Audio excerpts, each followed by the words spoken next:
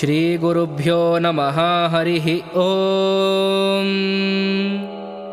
नारायणं परब्रह्म सर्वकारणकारणं प्रपद्ये वेङ्कटेशाख्यं तदेव शरणं मम।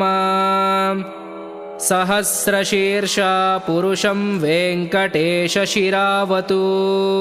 प्राणेशः प्राणनिलयः प्राणं रक्षतु मे हरिः। आकाशराट्सुतानाद आत्मानं मे सदावतु। देवदेवोत्तमः सर्वदर्शां श्रीवेङ्कटेश्वरः। सर्वत्र सर्वकालेशं मङ्गाम्बाजानिरीश्वरः।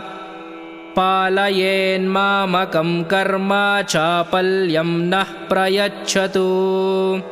यः पठेत्यमनुजम् अभेद्यं वेङ्कटेशितुः।